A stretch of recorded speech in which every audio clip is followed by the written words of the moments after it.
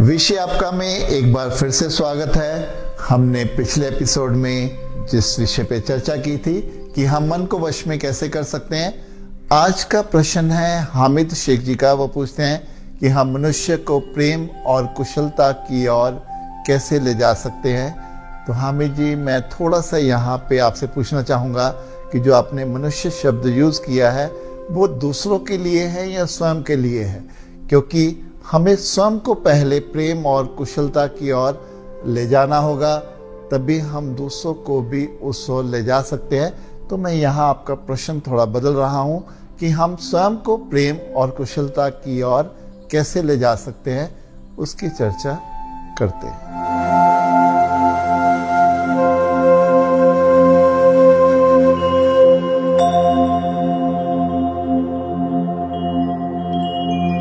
हामिद जी, मेरा मानना है कि दूसरे मनुष्य को अपनी ओर खींचने के लिए, अपनी ओर आकर्षित करने के लिए अगर असली चुंबक है वो है अपने व्यवहार, स्वभाव और वाणी में कुशलता होना।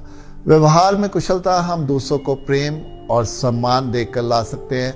वहीं स्वभाव में जब हम करुणा का भाव लेके चलते हैं, फिर हम किसी पे क्रोधित नहीं होते, उससे हमारे स्वभाव में निखार आता जाता है। और वाणी में जब हम अपशब्दों का प्रयोग नहीं करते, कोई हार्श वर्ड नहीं यूज़ करते, उससे वाणी में कुशलता आती जाती है।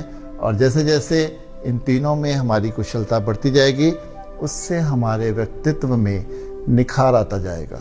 और जैसे जैसे व्यक्तित्व में निखार आता जाता है, हम प्रेम की ओर बढ़ना शुरू हो जाते हैं। और फिर वहीं संपूर्ण प्रेम के लिए, जैसे मैंने अपने बहुत से वीडियोस में कहा है कि हमें अतीत की शिकायतों, आत्मग्लानि और पश्चाताप और भविष्य की चिंता और भय से मुक्त होना होगा। फिर जैसे जैसे हम भीतर से खाली होते जाते हैं, वैसे वैसे हम प्रेम की ऊंचाइयों को छूने लगते हैं। और अंत में मैं आप सबको अपने फेवरेट विषय पर लाना चाहूँगा, जिसको मैं सबके जीवन का आधार मानता हूँ, और वो है ध्यान।